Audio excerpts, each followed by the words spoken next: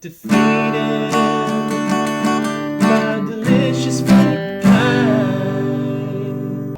Hi everyone, this is Eric Allen with Defeated by Delicious Fruit Pies, and as always, we are a podcast by the nerd folk for the nerd folk. It's not just by the people or for the people.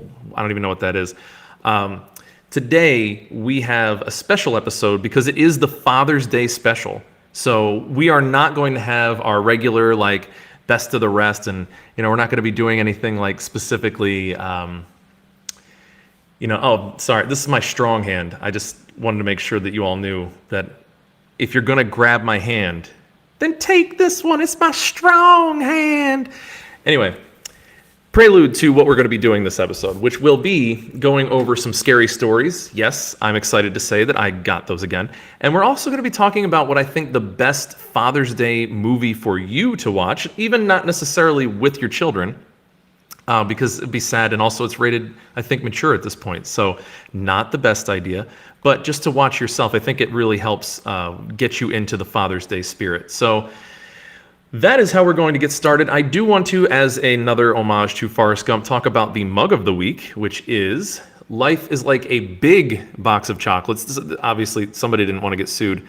And it doesn't say the last part, which is you never know what you're going to get. Although with a big box, you might know at least somewhat of what you're going to get because it probably has more chocolate in it than just a regular old box of chocolates.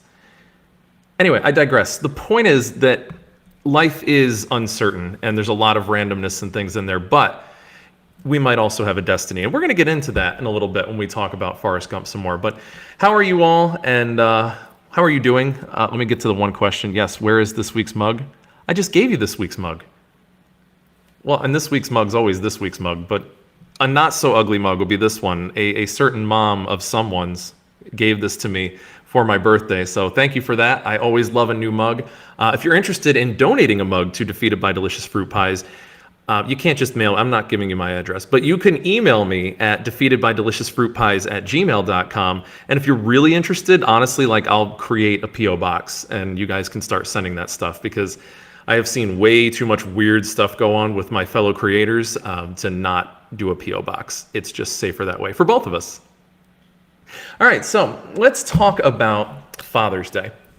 This week, we are not going to do a typical episode. We are going to have, and I'm going to show you this awesome graphic. We're going to do the DBDFP double down. Here you go. Here's the sweet graphic. Ready? DBDFP double down, down, down, down. You like that? I'm going to probably put in the video part of this. I'm going to edit it and make this really epic double down sound for it. And I don't know, I'll do something fun with it. But this is when we have just two major topics that I want to focus in on and not have to kind of go over all of the rest. This also works really well as a format when I have a guest on the show because we can kind of just bounce back and forth on some of those things. So again, I usually say this at the end of the episode, but if you'd like to be a guest on the show, we always invite our listeners and our viewers.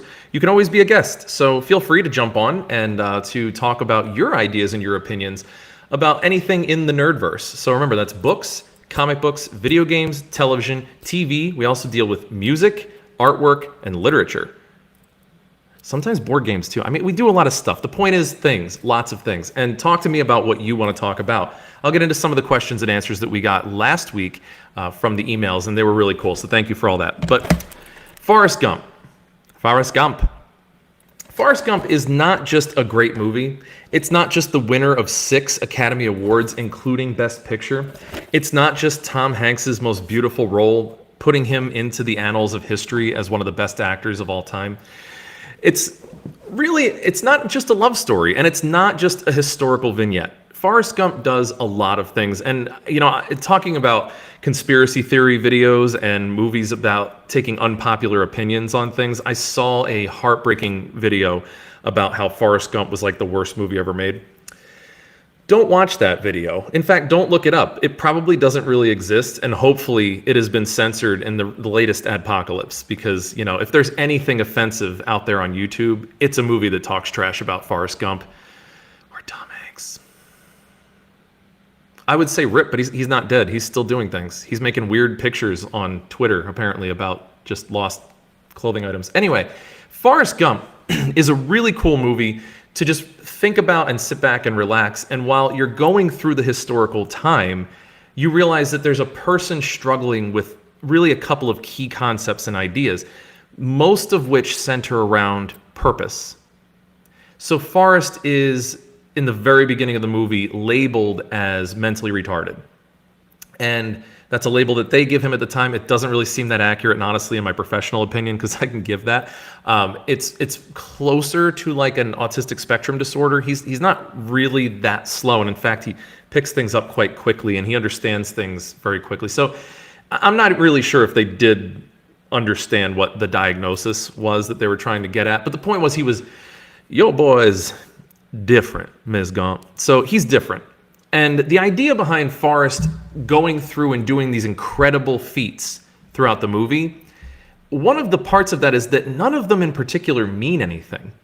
You know, like, he just kind of talks about how, like, yeah, I got to meet the president because I happen to be a really fast runner, because I happen to be running away from some guys from college. Like, wow, this guy was on the All-American football team and got to meet the president. Now, granted, all he had to say to him was, I have to pay, and that's because he had about 15 Dr. Peppers, but he just didn't care, you know, because it wasn't really that important to him. So you may think that in that point in your career, that point in your high school, maybe some of you were in some incredible team where you were an amazing performer or, you know, debater or like sports person in high school. And that really mattered to you. That was something that was really important. To Forrest, he just kind of did it. He just did what he was supposed to do. I mean, a lot of it had to do with what his mother just told him to do, and he just kind of did what he thought the right thing was to do, which is, you know, not different than what we all do when we're kids, right? We just kind of do what everybody tells us is the best thing or the right thing to do. So Forrest goes in, and he's like, well, you know, I graduated from college, which is amazing because he was supposed to go to a special school to retread tires.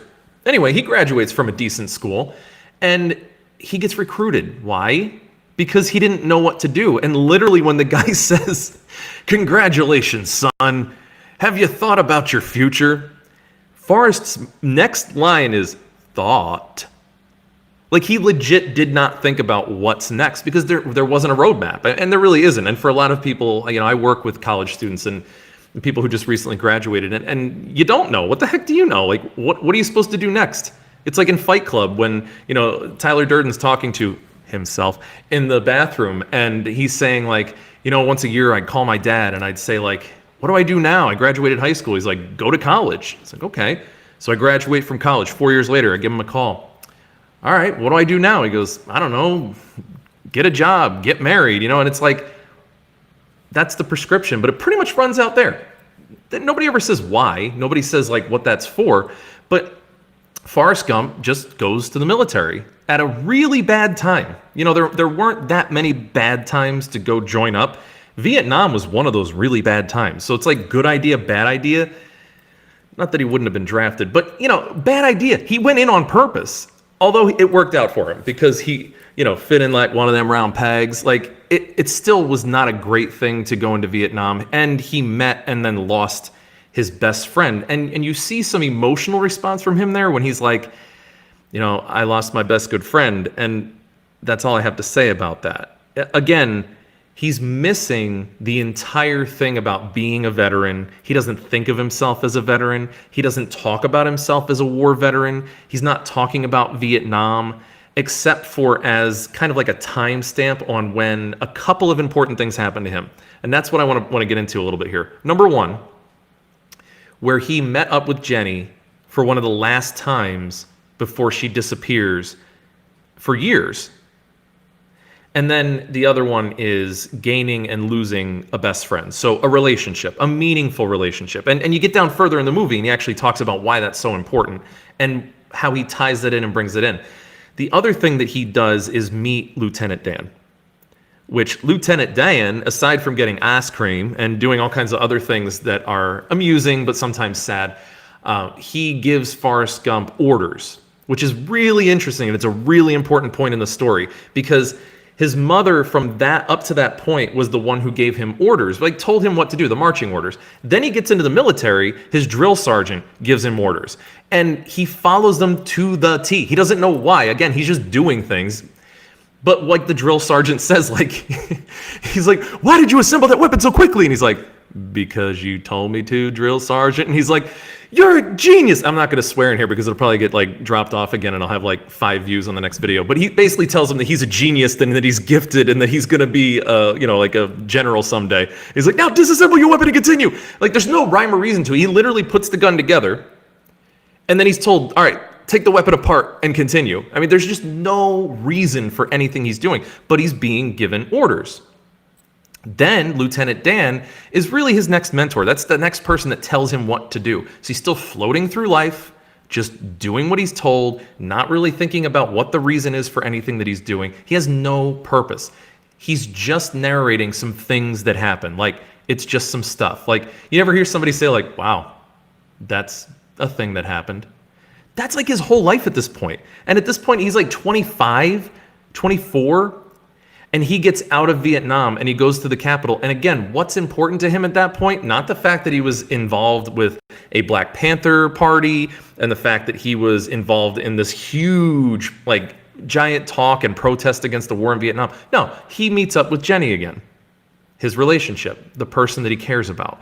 And that's what matters to him. So now that's the like kind of the punctuation to that sentence. Like, I went to DC, I got a medal. He wants to give that medal away so fast just to give it to her. And he says, he's like, I mean, I got it.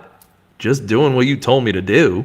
Which again, Jenny told him to do something, so he did it. Why? I don't know. Lieutenant Dan's yelling at him while they're getting like shelled right after the rain stops. You know, well, if you haven't seen the movie, I'm spoiling the crap out of this movie. If you haven't seen this movie by now, listen, like, can we talk about this? 6 Academy Awards, Best Picture. Have you never heard of this movie? You've never heard of Forrest Gump? Okay.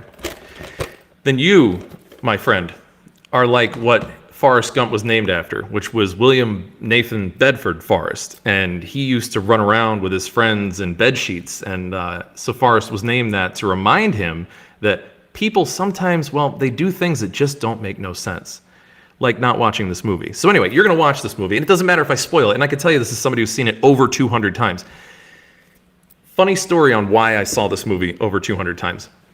When I was in, I think, 8th grade, I made some comment, because I was watching Beetlejuice a lot at the time. And again, Michael Keaton, he's amazing. Great guy, great actor. I don't know if he's a great guy. I've never met him. He's probably a jerk, but shout out to Michael Keaton. If you're not a jerk, then, come on the show.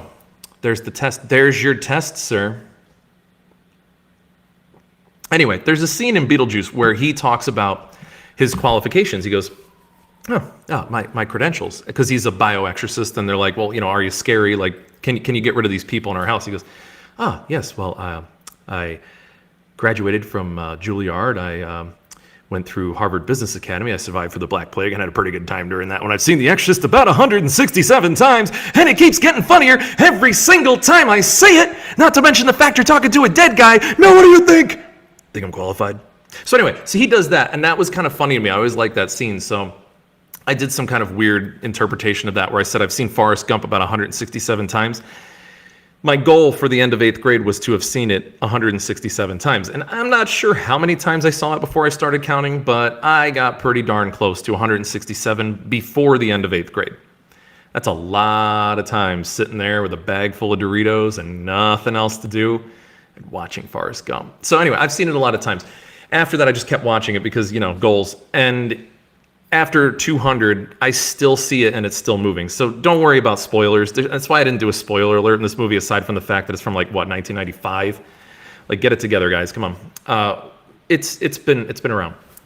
So he's at this point where he's in DC and he doesn't really care. Again, doesn't care about this Medal of Honor, gives it away, wants to give it away to Jenny because she is what matters. But she is another person that kind of tells him what to do, gives him his next marching orders. He gets on Captain Kangaroo. He starts playing ping pong.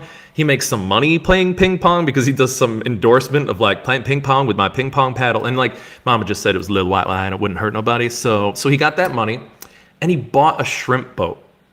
And why did he buy a shrimp boat? Here's where he starts to carve out his own path. And this is what's really cool. Because his relationship with Bubba didn't tell him he had to go and buy a shrimp boat. In fact, Bubba dying really absolved him of any of his obligations. So He made sure that Bubba was buried properly. He made sure he paid respects to Bubba's mother. All of this was his initiation. He had the initiative. He thought to do this. Like, he cared enough about his relationship, and he said, I made a promise that I was going to be a shrimp boat captain. And because Bubba can't, I'm going to. Well, nobody's telling him to do that. And in fact, Bubba's mom's like, are you stupid or something? And he's like, stupid is as stupid does, Mrs. Bloom. So he's already now carving his own path. He's doing his own thing. What does this have to do with Father's Day? We're going to get there, okay? Like, chill out. And I don't know who you are and why are you whispering into my microphone. He gets into the part where he's making his own career. He's making his own life as a shrimp boat captain. Lieutenant Dan then, because he was told, he got a letter, that I'm going to be a shrimp boat captain, he comes in and says, hey, I promised you if you were a shrimp boat captain, I would be your first mate. And Forrest Gump's like, totally, yeah. And then he's like, don't think that I'll be calling you sir. And he's like, no, sir. Like, which is also an awesome scene. But anyway, so here's Lieutenant Dan following Forrest all of a sudden. That's a very different dynamic. Already, that's a different dynamic. Now, while he is doing this, a horrible hurricane comes in. And everybody else is like just crushed. Everybody else goes, I think it's Hurricane Andrew. And it just rips through the coast. And his boat survives because they're out to sea. And every other ship was like inland because they were trying to survive the hurricane. So they barely survive, and now they're the only game in town, and they're very successful at that point. So they're eating shrimp all the time, which is kind of funny. But they're sitting there, and that's, again, another milestone. His mother dies. She has cancer, she's older, and she dies. And basically Forrest is like, what am I going to do? Like he's very lost, and he looks at her like lost, and that's when she says, life is like a box of chocolate, Forrest. You don't know what you're going to get. People misquote that all the time. By the way, people misquote that all the time. Or do they?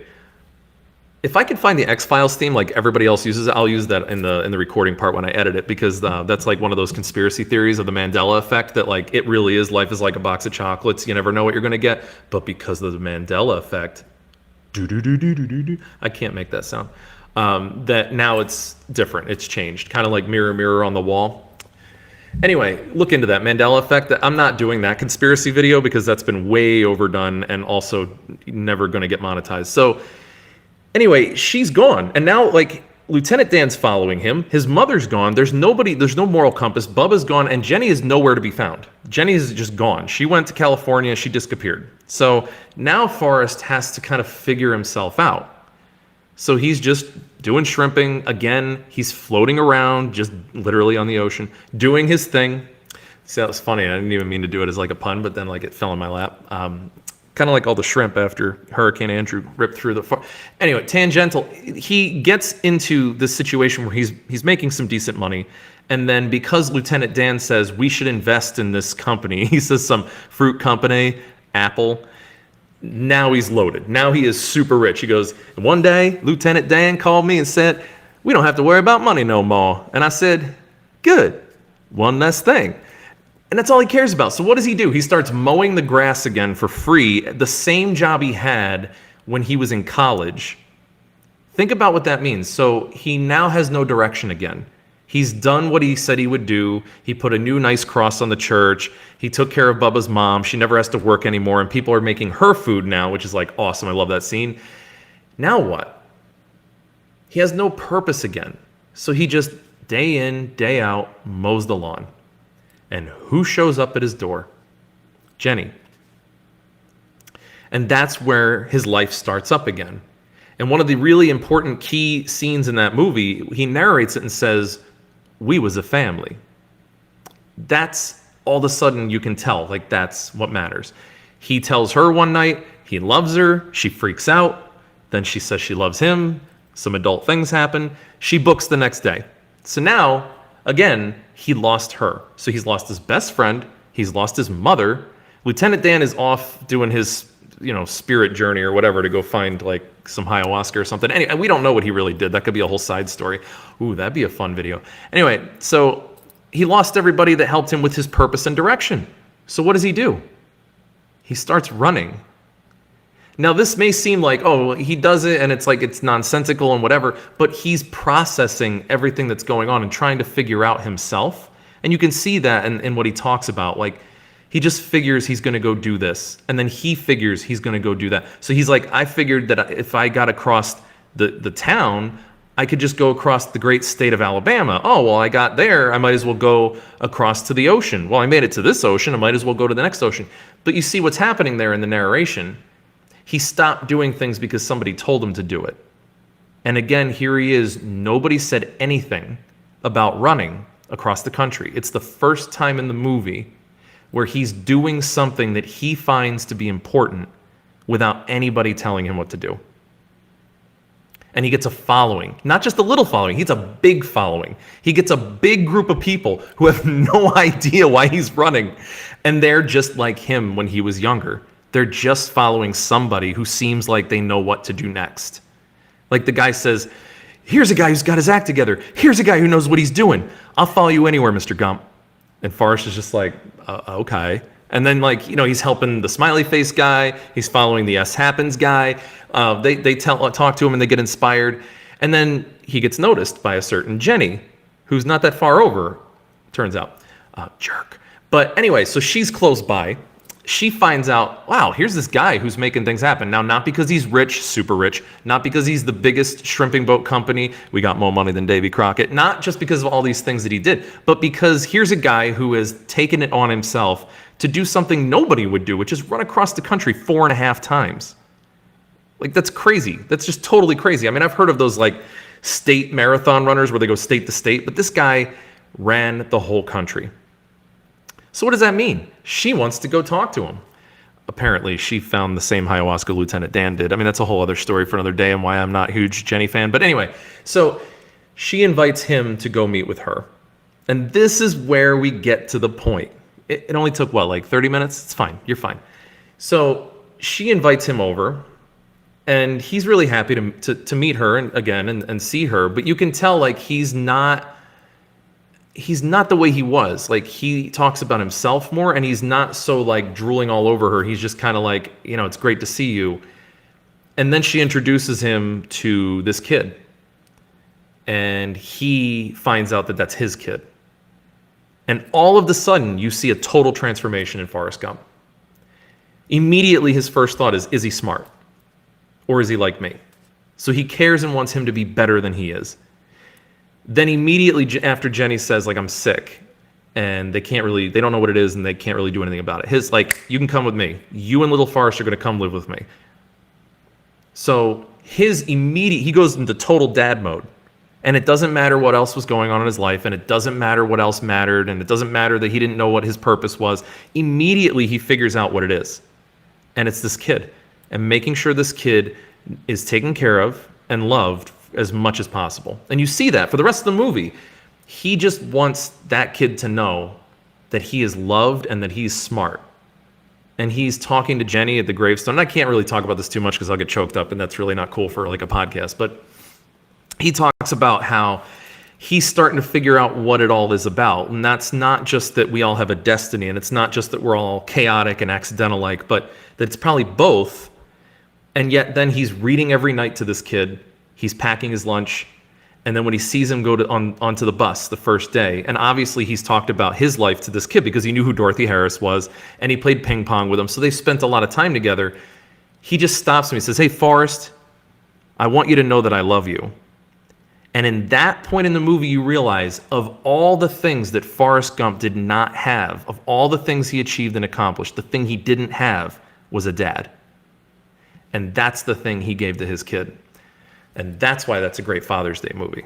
And if you haven't seen that and you haven't choked up on that, I don't know what to tell you. You're not really doing it right. But now you can, and you're welcome from DBDFP. So that's the Forrest Gump angle.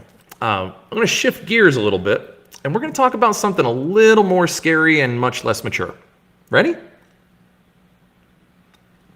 I knew you would be. All right, so Scary Stories is going to be a movie soon. And I'm not doing this because I'm trying to jump on a hype train, because I really don't think this movie is going to do that great. And I'll tell you why. But I got these 3 books finally in the correct order, and all 3 of them from Barnes & Noble. The last time I bought this 3-pack, so it now comes in a 3-pack.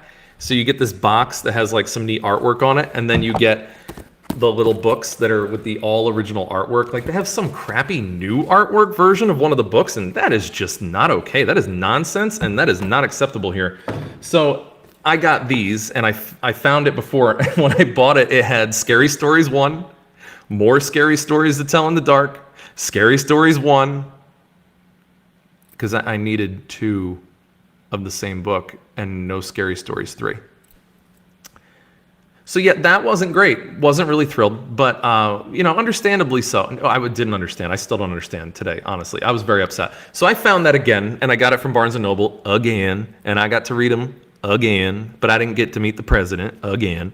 So the thing about Scary Stories that was great is Scary Stories to me was one of these very good gateways or introductions to the horror genre for young kids. And there really wasn't a lot of that. In my mind, you had Goosebumps, which, R.L. Stine, kudos for trying to be a decent horror writer for kids. It's a hard thing to do, right? It's like that balance of like, I'm freaking them out and they're like having nightmares. And like, this is a neat, cool, interesting story that tells enough of something suspenseful to keep kids coming back for more. Although I don't know how many more Monster Blood books we honestly needed. But Scary Stories, what was that? There was another Nickelodeon Nick at Night show where they just told ghost stories, and it was like a version of Unsolved Mysteries or whatever, or just ghost stories, but just for kids. And that was cool. That was pretty much it. There was a couple of like, I don't know, mystery or suspense stories. I don't know. They weren't really murder stories. They weren't really horror stories. There were some like suspense for like preteens, but Scary Stories to Tell in the Dark had goofy stories. Like it had bloody fingers, and it had like the Vindo Viper. I've come to vipe the Vindos. Like it had some goofy stuff, and it had some songs like the worms crawl in, the worms crawl out.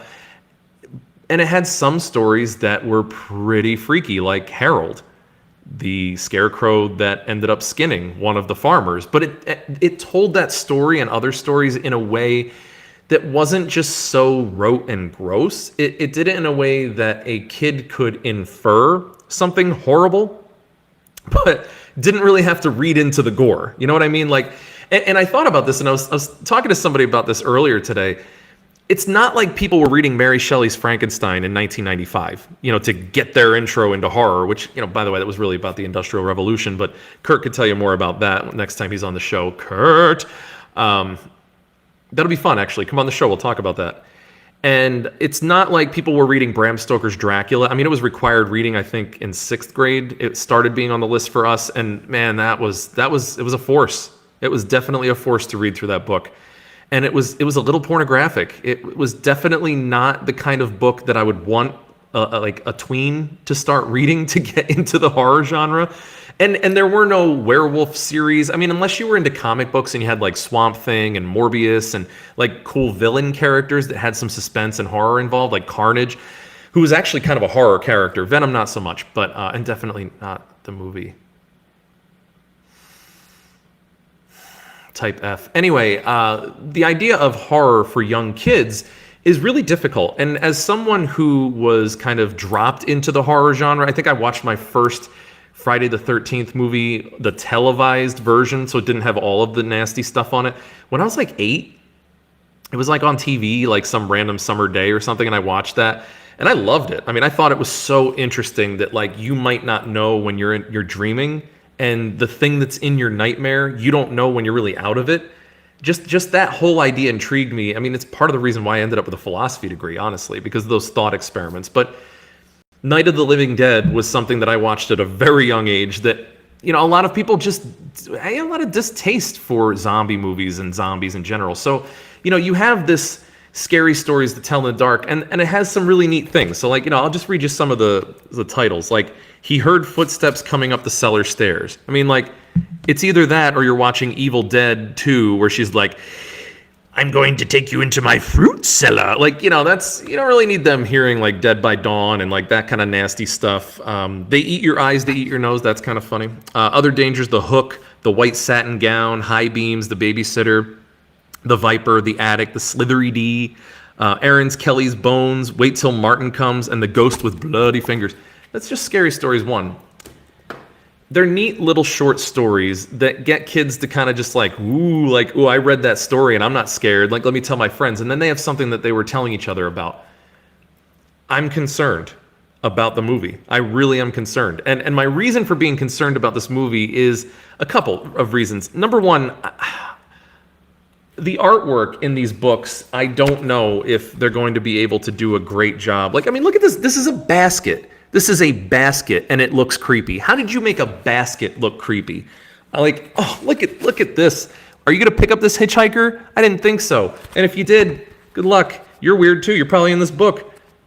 There's like really weird stuff. Like, this is a dress. They made a dress look creepy. I'm concerned that the movie is just not going to do this amazing artwork justice. That's the first concern I have, because part of what made these stories great is that, like, you could look at the picture, and even like the one where the girl has this like boil on her face and it turns out to be a spider nest, like an egg sac that pops on her face. The picture's horrible, and it's exactly as nasty as you could picture it. So I'm concerned that they're not going to do a great job with that. I've seen a couple of scenes that have some promise, but it leads me to my second point. It can't be too scary. That's not what Scary Stories was all about. It was not supposed to be something that terrified kids at 10, 11, 12, 13 years old. It's not supposed to be for adults. And if you're pandering to the adult audience, just make a good horror movie.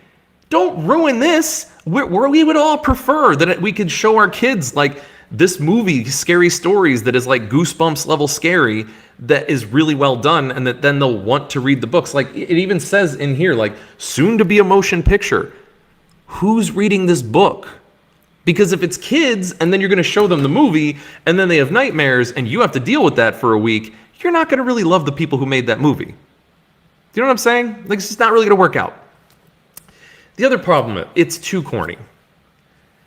This is like a razor's edge thing. You know, like, this is why the Goosebumps movie was not good.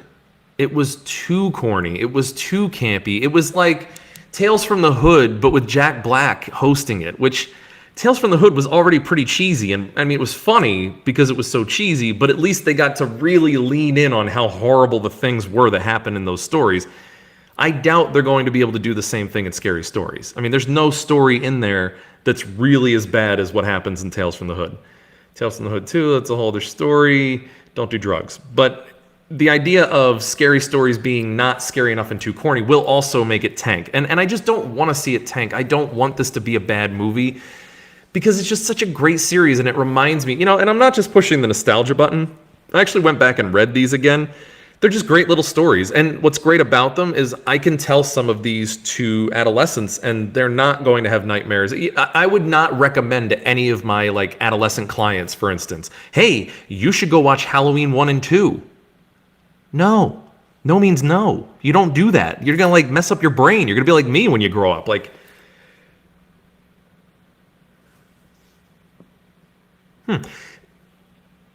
I don't want to do that to kids, right? You don't want your kids to just get traumatized like that. I mean, I was on the cusp of the internet when that happened. And like, you know, I twitch sometimes. Like, it's not okay. You can't just show kids like NC-17 stuff. Like, Terminator 2 is pretty intense for kids. Although I saw that when I was in like first grade too.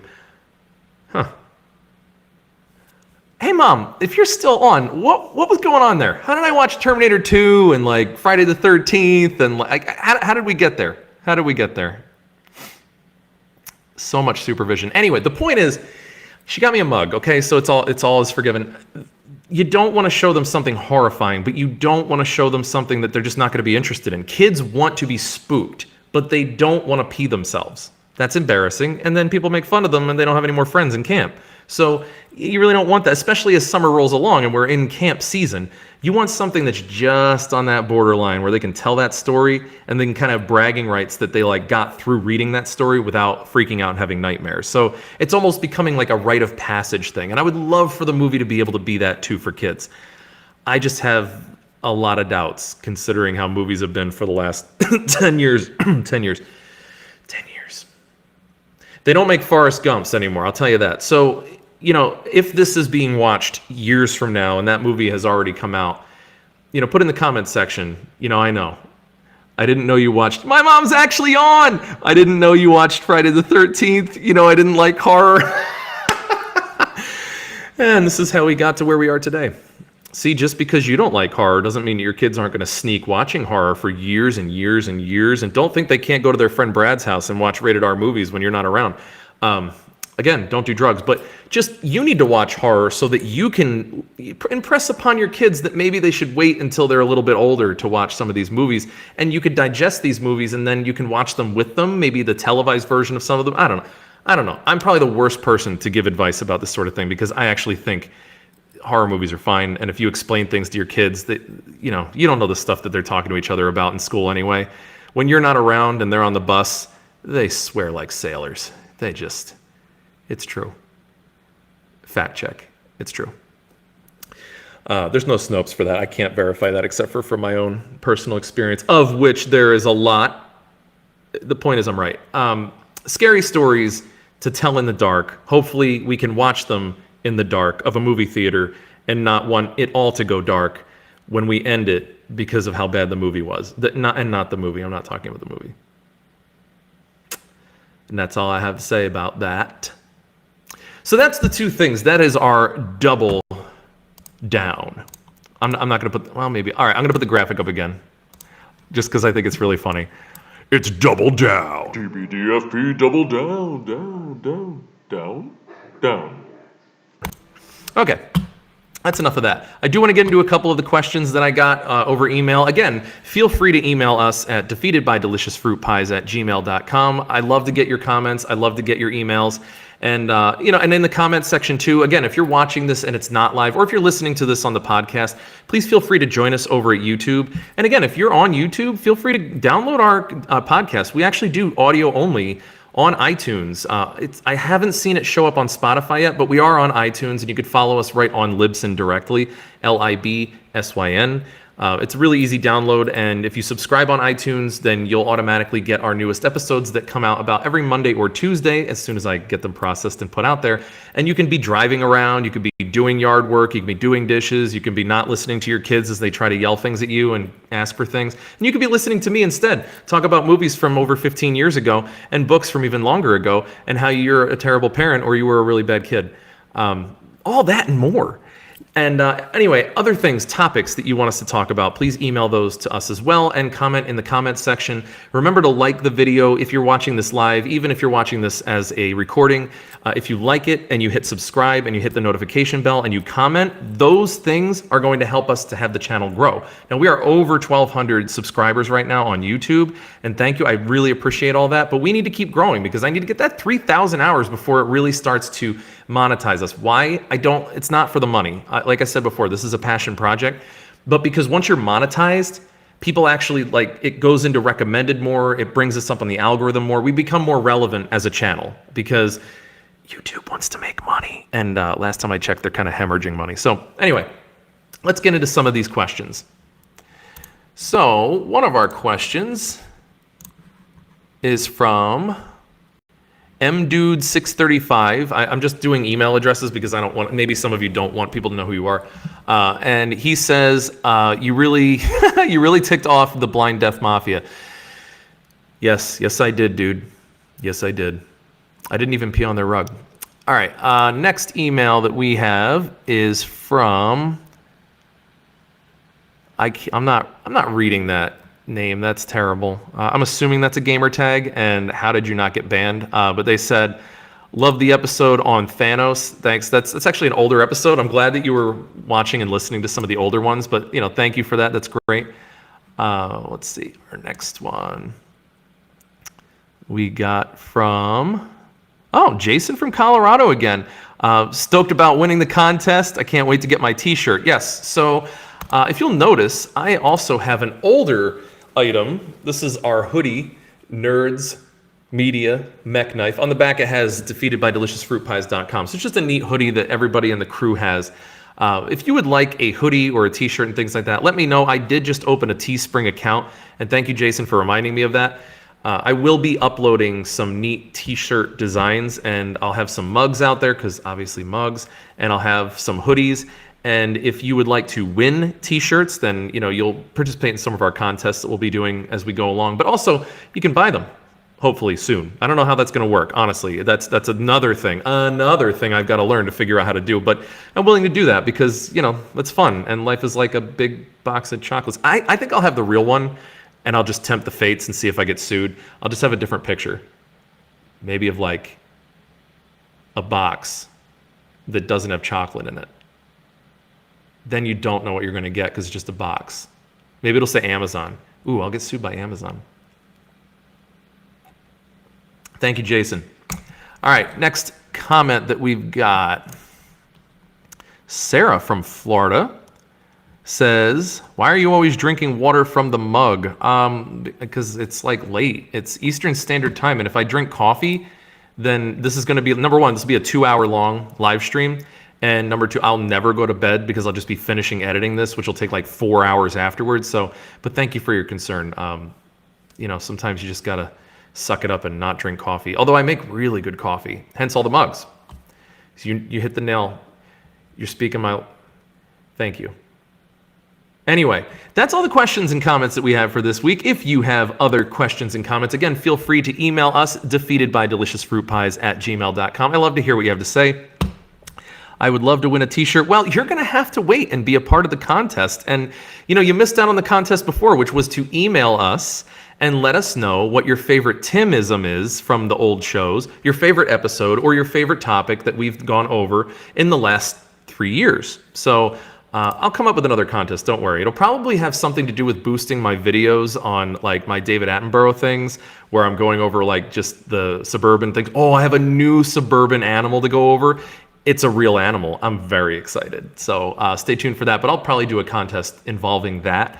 But I am welcome for any ideas that you have for the next episode or other episodes. And as always, if you are an expert in a specific aspect of the nerddom, I want you on. I would love to interview you. I have people who do an online store that sells like my favorite vintage systems and games that I'm looking forward to having on the show or interviewing even, so that we can plug some of their stuff.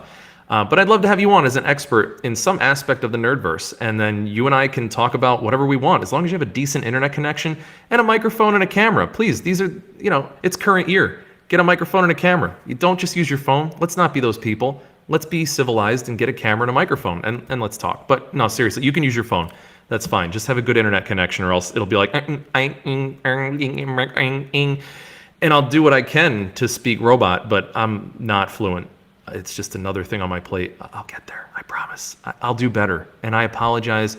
I'm not doing another apology video. Anyway, thank you everybody for this week's episode. This is Defeated by Delicious Fruit Pies. You have been defeated by yet another fruit pie. I'm Eric, or NEDTJ on DBDFP, and I'm signing out. Sayonara, suckers. Defeated.